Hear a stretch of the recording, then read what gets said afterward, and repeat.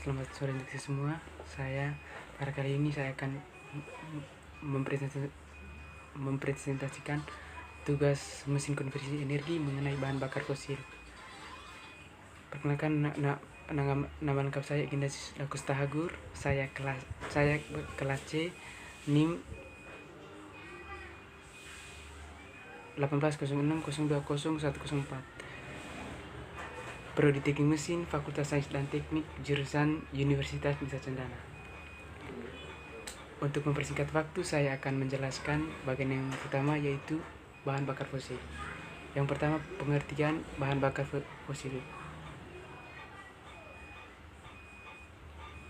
Tentu kita tahu, kalau kita berbicara tentang fosil, otomatis kita berbicara tentang tulang-tulang hewan yang telah membusuk selama 2000 atau 3000 tahun yang lalu. Dan pada saat ini saya bukan menjelaskan fosil yang kita tahu selama ini. Saya akan menjelaskan bahan bakar hasil dari fosil. Yang pertama, pengertian fosil. Fosil adalah sisa-sisa makhluk hidup yang dahulu kala jadi fosil, termasuk bahan organik yang terkubur selama ribuan tahun yang lalu. Yang terkubur di bawah lapisan batuan. Sebuah bahan bakar adalah sumber energi. Energi dalam bahan bakar fosil awalnya berasal dari matahari.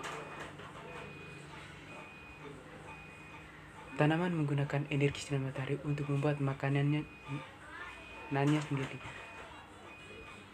Tentu kita tahu pula ini, kita sering lihat di rantai makanan pada proses bagaimana tumbuhan menghasilkan makanannya sendiri.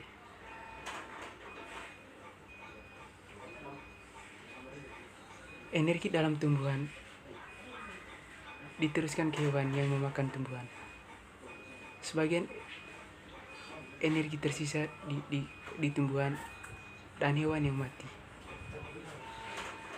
dan kelak akan menjadi bahan bakar fosil.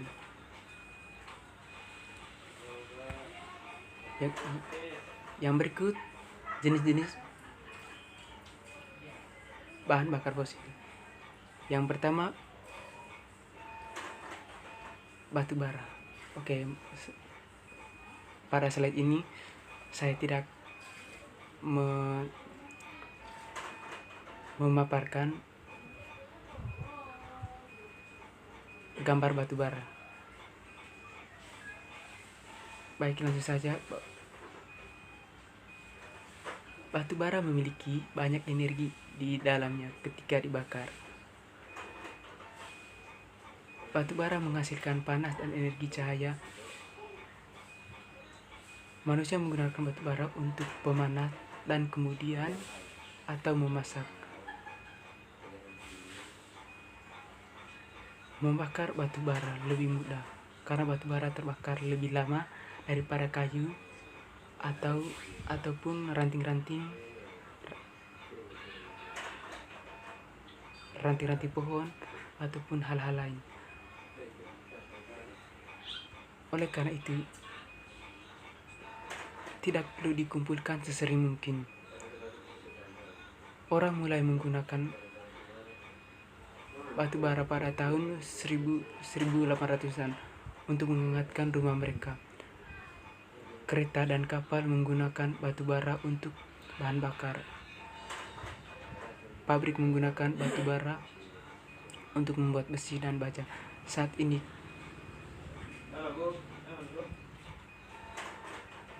kami membakar batu bara terutama untuk menghasilkan listrik.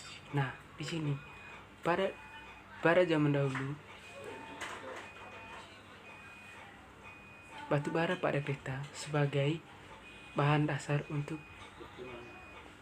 menjalankan kereta tersebut, seperti mesin pembakaran luar seperti ketel. Itu ketel tersebut menghasilkan uap atau menghasilkan tenaga, itu dilakukan pada proses pembakaran dalam pembakaran luar.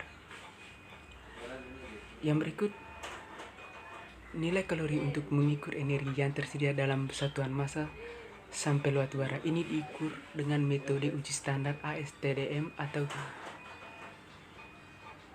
Amerika Standar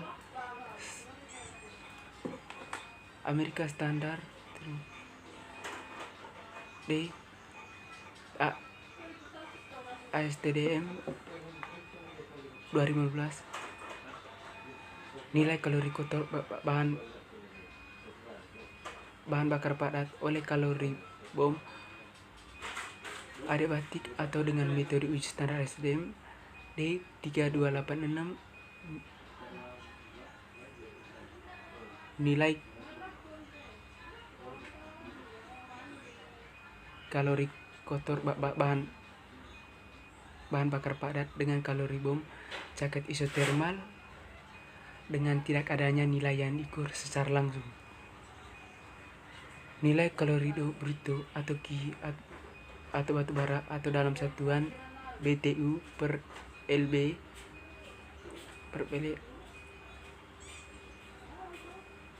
dapat diperkirakan menggunakan rumus Dulong atau Elliot dan Yohe 1981, yaitu Q sama dengan 14.544 karbon ditambah dengan 60.028 dikali hidrogen kurang 0,8 ditambah 4.050 sulfur, di mana karbon, hidrogen dan sulfur dan oksigen adalah fraksi massa karbon, hidrogen, oksigen, dan belerang yang diperoleh dari analisis ultimate.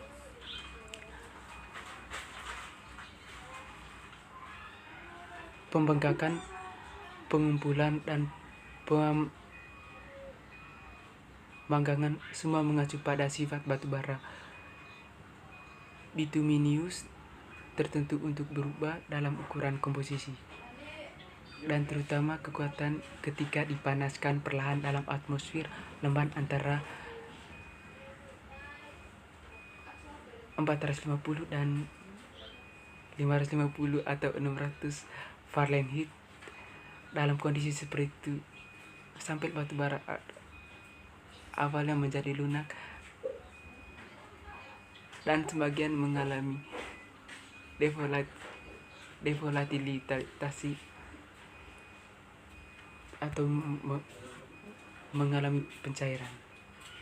Yang berikut sifat-sifat utama batu bara dalam bahan bakar fosil. Yang pertama,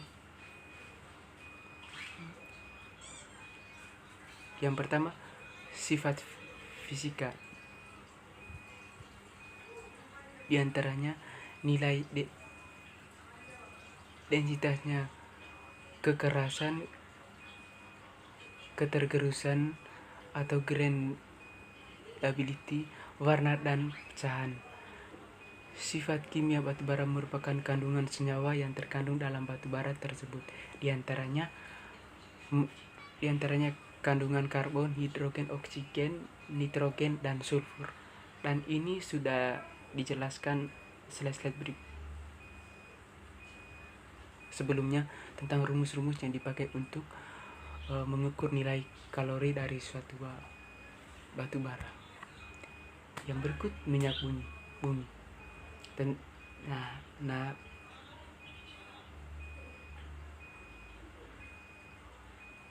pada minyak bumi kita tidak asing lagi dengan sifat-sifatnya atau pengertian minyak bumi. Minyak bumi adalah cairan hitam lengket yang terbuat dari tumbuhan dan hewan laut kecil bersel satu yang disebut plankton.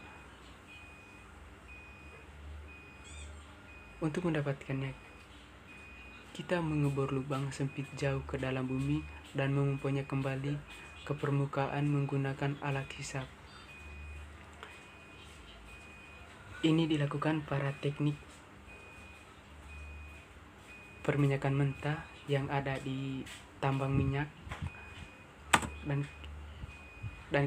dan di Indonesia ataupun di Asia tidak banyak memiliki perusahaan minyak bumi kecuali di Arab Saudi atau di Timur Tengah, karena di sana banyak gurun pasir.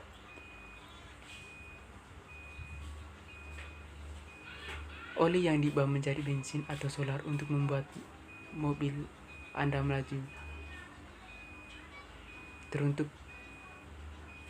pengerasan jalan dan bahan kimia yang membuat plastik.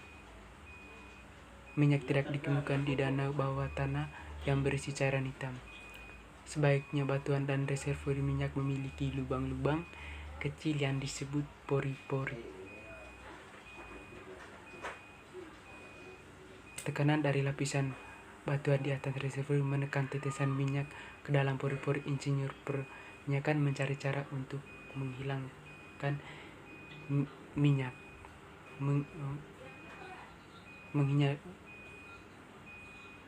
menghilangkan lalu memompa minyak tersebut ke atas permukaan bumi melalui metode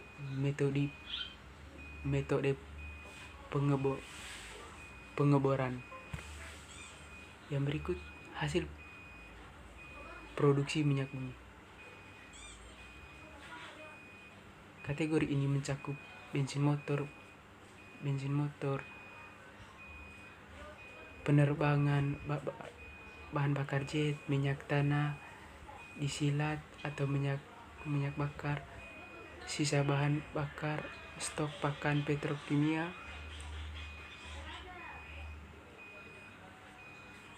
naftas contohnya pelumas, lilin, kokas minyak bumi, aspal, dan minyak jalan. Sifat-sifat minyak tersebut. Sifat-sifat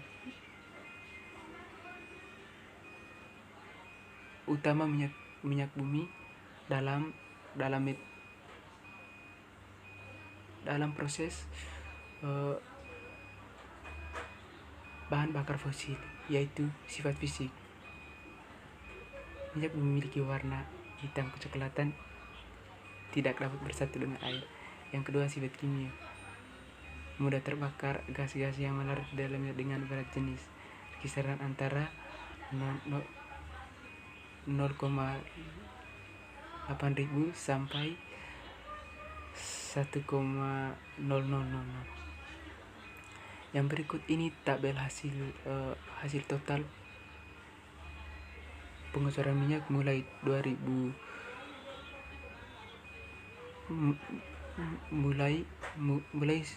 1999 sampai 2005.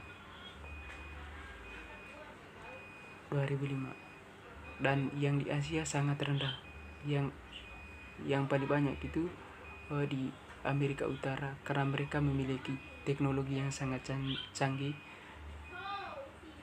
dibandingkan negara-negara lain. Kalau di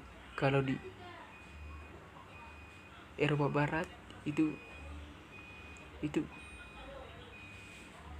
berada di urutan kedua dalam proses pengeboran minyak bumi.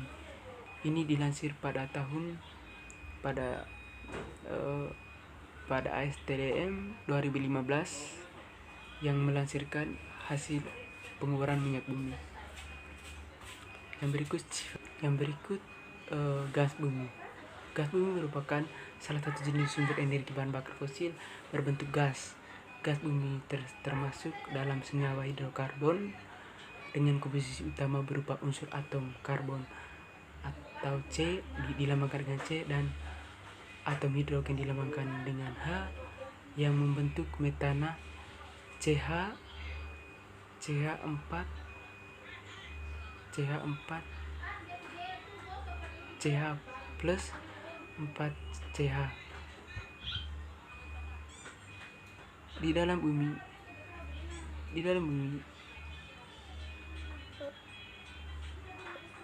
gas bumi dapat ditemukan dalam berbagai fase, baik sebagai larutan maupun cairan akibat temperatur dan tekanan di dalam bumi yang sangat tinggi. Yang berikut jenis-jenis gas bumi yaitu gas bebas. Jenis ini merupakan fase gas dari minyak bumi. Fase ini juga biasa disebut sebagai fase bebas. Fase bebas dapat ditemukan pada bagian permukaan reservoir minyak bumi. Pada gas ini yang kedua, gas terlarut. Gas bumi dapat ditemukan sebagai larutan yang bercampur dalam minyak bumi. Gas berserta minyak bumi merupakan hidrokarbon, sehingga gas yang larut dalam minyak bumi bergantung pada sifat kedua zat, nilai tekanan serta temperatur reservoir. Yang berikut, yang ketiga, gas cair. Pada kedalaman lebih dari 2000 meter di bawah permukaan bumi, temperatur dan tekanan reservoir memiliki nilai yang sangat tinggi, sehingga pada kedalaman gas bumi memiliki fase cair. Yang berikut sifat-sifat gas bumi. Yang berikut sifat-sifat gas alam. Yang berikut sifat-sifat gas alam yang pertama memiliki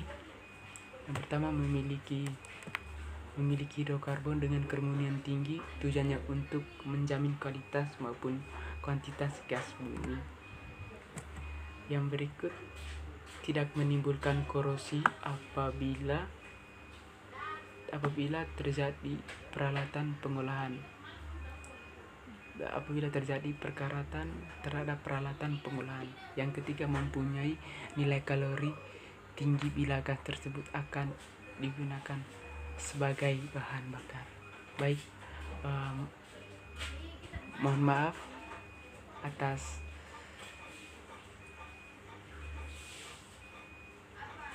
terima kasih atas waktu dan kesempatan yang diberikan. Saya mohon izin share, like, komen, dan subscribe, komen sebanyaknya.